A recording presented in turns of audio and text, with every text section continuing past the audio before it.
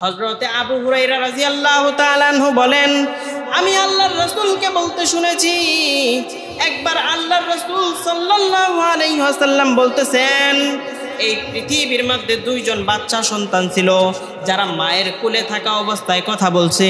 এক নাম্বার হলো ঈসা ইবনে মারিয়াম, দুই নাম্বার হলো জুরায়েজওয়ালা বাচ্চা।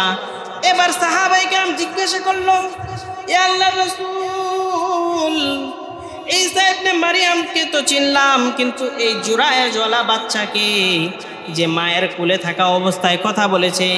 এবার বলতেছে, জুরায়েজ নামে একজন দরবেশ ছিল, যেই দরবেশ বাড়িঘর ছাইরা জঙ্গলের মধ্যে যাইয়া ইবাদত করত। এই জুরায়েজ দরবেশ যখন ইবাদত করার জন্য জঙ্গলের মধ্যে গেল, তার ঘরের মধ্যে যাইয়া ইবাদত করতেছে। এই ইবাদত চলাকালীন একদিন জুরায়েজের মা তার দরজায় যাইয়া তিনবার ডাক দিছে, ও জুরায়েজ, ও জুরায়েজ, ও জুরায়েজ, দরজাটা খুল বাবা। কিন্তু জুরায়েজ তখন ছিল তপস্যার মধ্যে, তখন সে গভীর সাধনায় লিপ্ত ছিল। এবার জুরায়েজ মনে মনে চিন্তা করলো, আমি যদি এখন তপস্যা ভাঙ্গা দরজা খুলি, এখন কি আমি দরজা খুলবো, আমার মার ডাকে সাড়া দিব, নাকি আমি তপস্যা চালাইয়া যাব? এবার জুরায়েজ মনে মনে স্থির করলো, আমি আমার মার ডাকে সাড়া দিব না, আমি আমার তপস্যার মধ্যে লিপ্ত থাকবো। এবার তার মা যাওয়ার সময় বলে গেল, জুরায়েজ, আমি তোকে বদদুয়া দিলাম, আল্লাহ যেন কোনো পতিতার মুখ না দেখাইয়া তোরে মৃত্যু না দেয়। এইটা বইলা যখন তার মা চলে গেল, ওই জুরায়েজের মন্দিরের পাশে একজন গ্রাম্য লোকের বাড়ি ছিল। ওই গ্রাম্য লোকের বাড়িতে একজন গ্রাম্য মহিলা ছিল। ওই মহিলার বাড়িতে প্রতিদিন একটা ছাগলের রাখাল যাওয়া আসা করত। এভাবে যাওয়া আসা করতে করতে অবৈধ সম্পর্কের মাধ্যমে যখন ওই মহিলার একটা বাচ্চা প্রসব হইল, ওই মহিলা বাচ্চাটার নিয়ে তখনকার বাদশার দরবারে উপস্থিত হইয়া বলতেছে, ওগো বাদশা, এই যে আমার কোলে একটা অবৈধ সন্তান দেখতেছেন, এই সন্তান হইল দরবেশ জুরায়েজের। এবার বাচ্চা লোক পাঠাইল। লোক পাঠানোর পর বাদশার লোকেরা যাইয়া ওই জুরায়েজের যে তপস্যাখানা ছিল, একটা ঘর ছিল, সেটা ভেঙ্গে দিল। ভেঙ্গে দেওয়ার পর ওই জুরায়েজকে হাতের মধ্যে রশি লাগাইয়া টানতে টানতে বাদশার দরবারে নিয়ে আসলো। বাদশার দরবারে আসার সময় রাস্তার মধ্যে জুরায়েজ দেখলো কতগুলা পতিতা মহিলা তার দিকে তাকাইয়া হাসতেছে।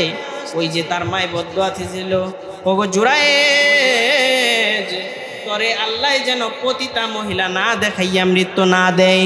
এই জন্য জুরায়েজ ওই পতিতাগুলোকে দেখে আসতে লাগলো। জুরায়েজ বুঝে গেছে আমার মার বদদুয়া কাজে লেগে গেছে।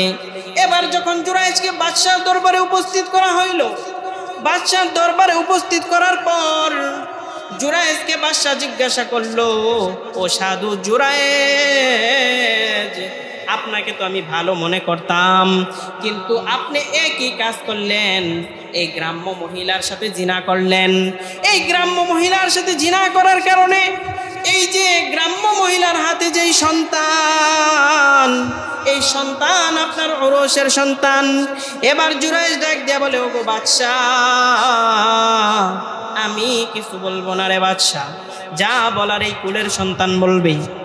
এবার বাদশা হাসতে শুরু কইরা দিল, এতটুকু এক সন্তান, মাত্র 1 মাস বয়স, এই 1 মাস বয়সের সন্তান কিভাবে কথা বলে? এবার জুরায়েজ ডাক দেয়া কয়, ওগো কুলের সন্তান, তুমি বাদশাকে বলে দাও তোমার পিতাকে, তোমার মা কার সাথে জিনা করেছে।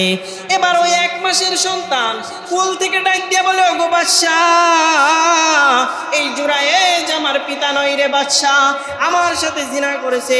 অমুক এলাকার অমুক রাখাল আমার মার সাথে জিনা করেছে, যেই জিনার ফসল আমি বাদশা, আমি জুরায়েজের বাচ্চা নয়। বলেন সুবহানাল্লাহ। তাহলে আল্লাহ পাক রব্বুল আলামিন বলছে মার সাথে উত্তম আচরণ করার জন্য। শুনাইলাম মার সাথে কেমন আচরণ করবেন। আল্লাহ পাক রব্বুল আলামিন কোরআনে কারীমের মধ্যে 6 ভাবে আচরণ করতে বলছে। মা বাবার খেদমত কেমন করে করতে হবে আল্লাহ পাক কোরআনে কারীমের মধ্যে বলছে। তাহলে মা যদি বদদোয়া দেয় যেমন কাজে লাগে, আর মা যদি দোয়া করে মার দোয়াও তেমনি কাজে লাগে। এই পৃথিবীর মধ্যে এই পর্যন্ত যত বড় বড় মনীষী হয়েছে, যত বড় বড় আলেম বলেন, বুজুর্গ বলেন, পণ্ডিত বলেন, মার দোয়া ব্যতীত কেউ হতে পারে নাই। ও যুবক ভাইয়েরা, একটু খেয়াল কইরা দেখো, এই মা তোমারে কত কষ্ট কইরা দুনিয়ার আলো দেখাইলো। তুমি যখন পেটে ছিলা রে যুবক ভাই, মার যখন 1 মাস বয়স হয়, তোমার বয়স যখন পেটের মধ্যে 1 মাস, তোমার পেটের মধ্যে নিয়া তোমার মা খাইতে পারে না, ঘুরতে পারে না, চলতে পারে না। যখন তোমার বয়স আস্তে আস্তে বেড়ে যায়, যখন 7 মাস 8 মাস হয়ে গেল, তোমার মা তোমারে জন্ম দিতে যায় কত কষ্ট করলো। একটা সন্তান যখন পেটের মধ্যে থাকে, ওই পেটের মধ্যে থাকাকালীন সে মায়ের রক্ত, মাংস, ক্যালসিয়াম গুলা খাইয়া খাইয়া আস্তে আস্তে বড় হইতে থাকে। আর এদিকে মায়ের শরীরটা আস্তে আস্তে নিঃশেষ হইতে থাকে, মায়ের শরীরটা আস্তে আস্তে দুর্বল হইতে থাকে রে যুবক। একটা সন্তানকে পৃথিবীর আলো দেখাতে যাইয়া অনেক সময় মা এই পৃথিবীর মায়া ত্যাগ করে চলে যায়। ওরে যুবক, যখন প্রসব বেদনা শুরু হয়ে যায়, যখন প্রসবের সময় হয়ে যায়, অনেক মা স্বামীর কাছ থেকে, শ্বশুর শাশুড়ির কাছ থেকে, পিতা মাতার কাছ থেকে একবারে বিদায় নেয়। ওগো বাবা, ওগো মা, না জানি আমি এই পথ পাড়ি দিতে পারবো কিনা, আমাকে মাফ করে দিও। এমন কঠিন একটা মুহূর্ত পার করিয়া তোমার মা তোমার এই পৃথিবীর আলো দেখাইলো। ওরে যুবক, যেই মা তোমার এত কষ্ট কইরা এই পৃথিবীর আলো দেখাইলো, যেই মা নিজে না খাওয়াইয়া তোমারে খাওয়াইলো, যেই বাবা নিজে 100 টাকা দামের জুতা পইরা তোমারে 500 টাকা দামের জুতা পরাইলো, নিজে 200 টাকার জামা পইরা তোমারে 2000 টাকার জামা পরাইলো, যেই বাবা তোমার জন্য সকাল থেকে নিয়ে রাত পর্যন্ত কাজ করলো, এই মা বাবার সাথে খারাপ ব্যবহার কেমনে করো রে যুবক। হযরত সুলাইমান আলাইহিস সালাতু ওয়াস সালামের জামানার মধ্যে বাদশা সুলাইমানকে আল্লাহ পাক নির্দেশ দিলেন, ওগো নবী, ওগো পয়গম্বর, আপনি সমুদ্রের কিনারার মধ্যে যান, যাইয়া সমুদ্রের তলদেশে যাবেন, যাইয়া দেখবেন ওখানে কিছু পান নাকি। সুলাইমান, সারা পৃথিবীর বাদশা সুলাইমান, প্রথমে একটা জিনকে পাঠাইলো, ওই জিন পুরা সমুদ্র খুঁজে আসলো, কিছু পাইলো না। দ্বিতীয়বার আরেকজন জিনকে পাঠাইলো, ওই জিনও কিছু পাইলো না। তৃতীয়বার সবচেয়ে বিশ্বাস্য জিনকে সুলাইমান পাঠাইলো। ওই জিন যখন পানির নিচে গেল, পানির নিচে যাওয়ার পর ওই জিন খোঁজাখুঁজি করিয়া পানির নিচে একটা সুন্দর গম্বুজ দেখতে পাইল রে বাজান আমার। ওই গম্বুজটাকে যখন ওই জিন উপরে তুলে নিয়ে আসলো, উপরে আনার পর সুলাইমান নবী ওই গম্বুজটারে দেখলেন, এত সুন্দর গম্বুজ, 4 দরজাওয়ালা গম্বুজ।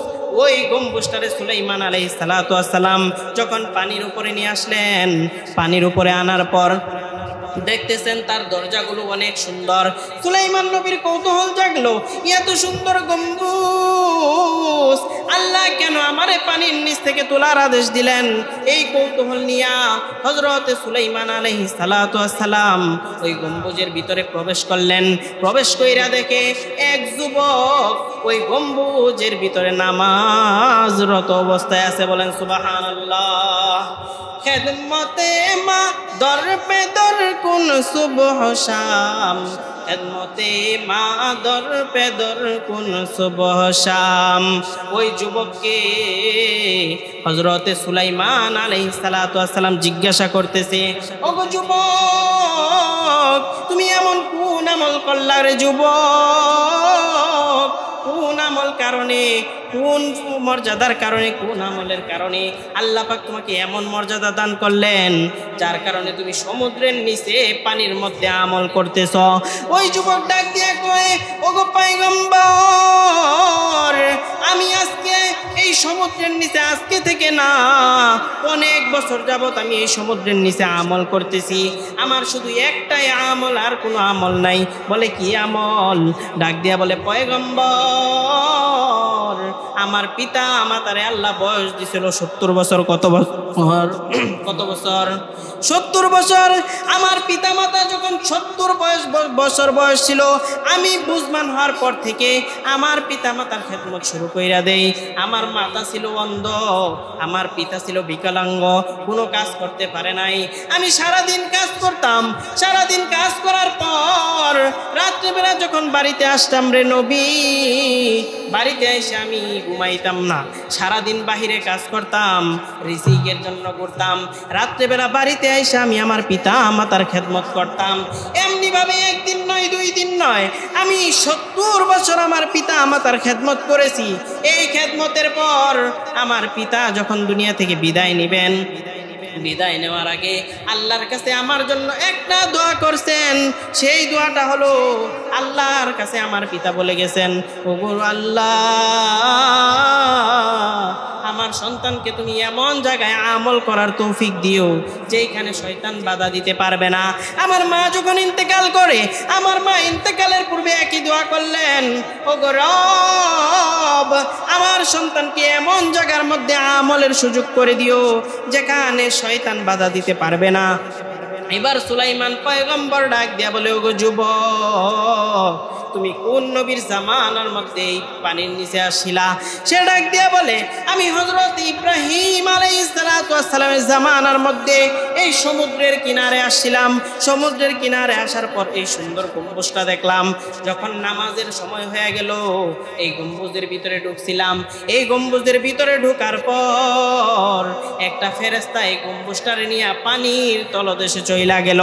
এবার সুলাইমান পয়গম্বর হিসাব কইরা দেখে হযরত ইব্রাহিমের জামানা থেকে ওই পর্যন্ত 2000 বছর অতিবাহিত হয়ে গেছে। এবার ডাক দেয়া কয়, যুবক, 2000 বছর তুমি কিভাবে পানির নিচে রইলা? যুবক বলে, ওগো পয়গম্বর, আমি জানি না কেমনে আমি পানির নিচের 2000 বছর চলে গেল। এবার পয়গম্বর ডাক দেয়া কয়, যুবক, এই সমুদ্রের নিচে এই পানির ভিতরে তোমারে কে রিজিক দিল? তুমি কিভাবে খাইলা?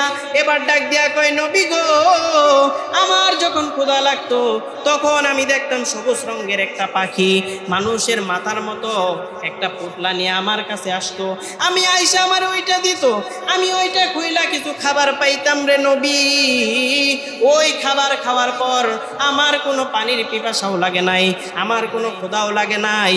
আমার ওই খাবারটা খাওয়ার পরে আমার অন্তরটা এমন তৃপ্তি হয়ে গেল।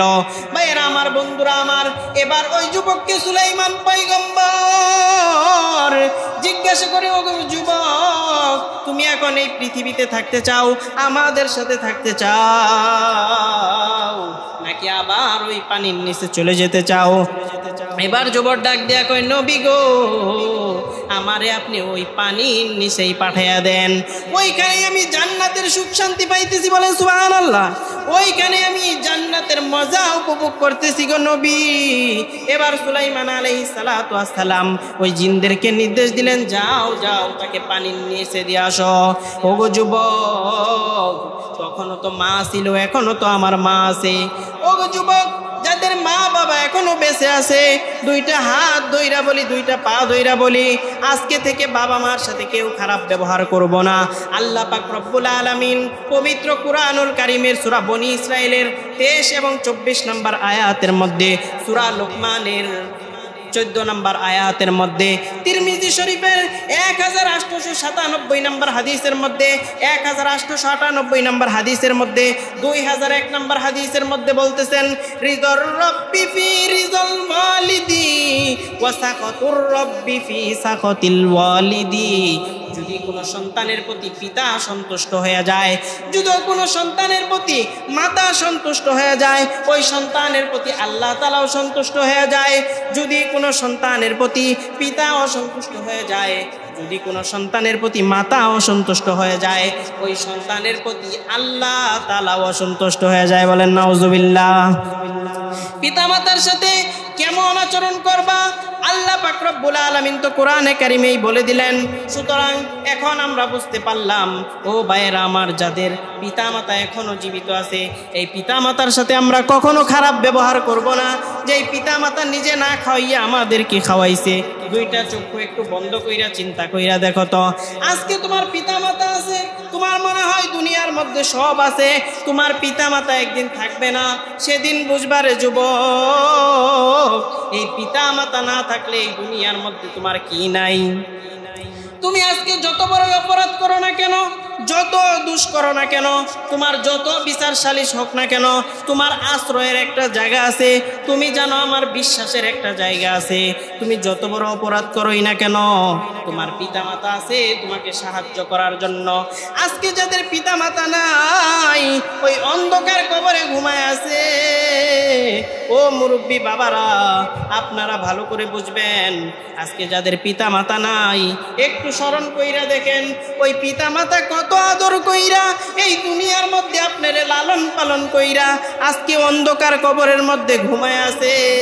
ও বাবা, দুইটা চক্ষু বন্ধ কইরা একটু কল্পনা কইরা দেখেন, ওই পিতা আপনারে কেমনে লালন পালন করছে, ওই মাতা আপনারে কেমনে লালন পালন করছে। যেই পিতা মাতা আজকে দুনিয়ার জমিনে নাই, আমি সন্তান হয়ে ওই পিতা মাতার জন্য কি করলাম, আমার যে এত আদর কইরা এত সুন্দর কইরা লালন পালন কইরা যেই পিতা মাতা আজকে অন্ধকার কবরে ঘুমায়,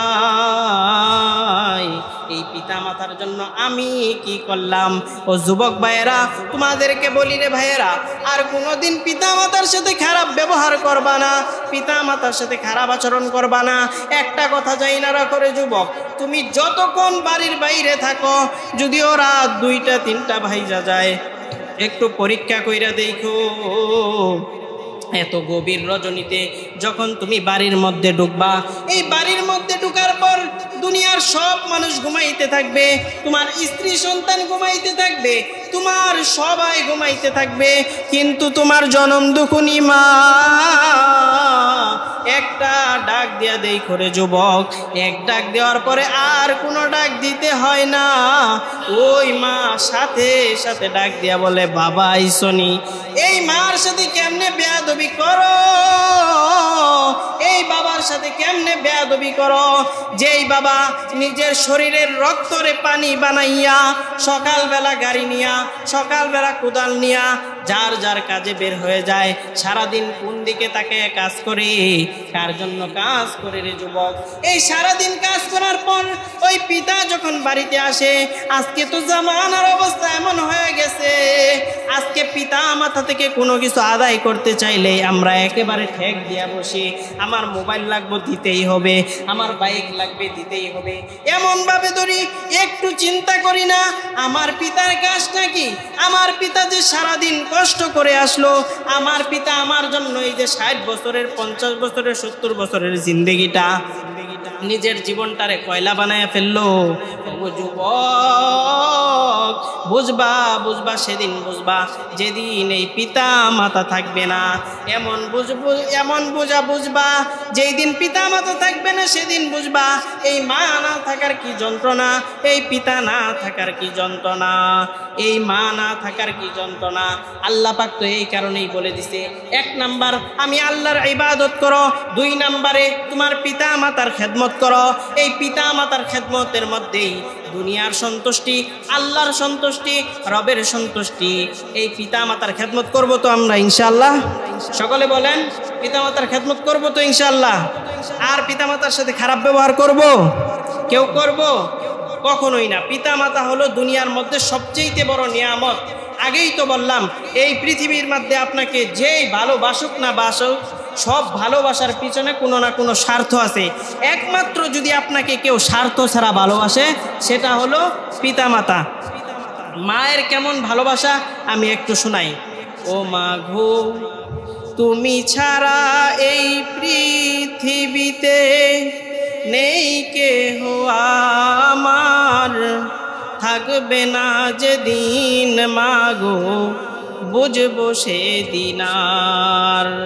যেদিন মা থাকবে না, এই পৃথিবী থেকে চলে যাবে, সেদিন আমাদের বুঝে আসবে এই মা বাবার কদর কি। এই জন্য আমরা সকলেই মা বাবার খেদমত করবো তো ইনশাআল্লাহ।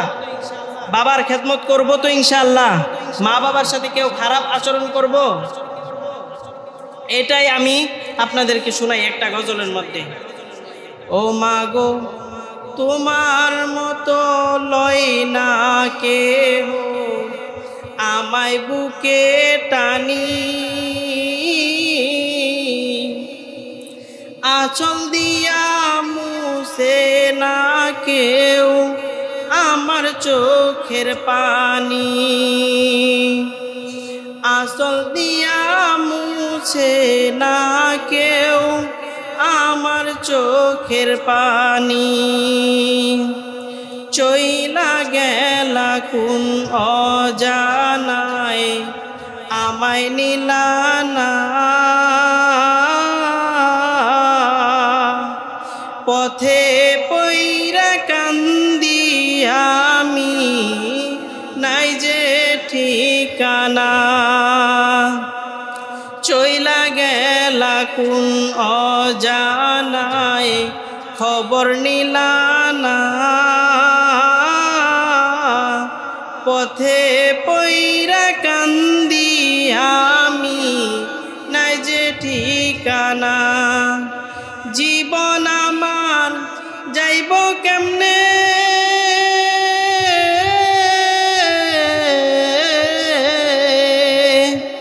জীবন আমার যাইব কেমনে একটু ভাবনি, হায়রে মা জননী আমার, হায়রে মা জননী অনাদারে কাটে আমার এ জীবন। ভাগ্য দোষে রইল বাবাও দূরেতে এখন, তুমিও নাই বাবাও নাই,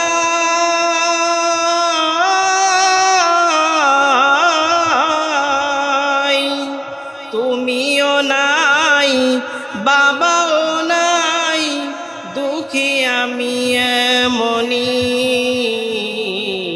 হায়রে মা জননী আমার, হায়রে মা জননী।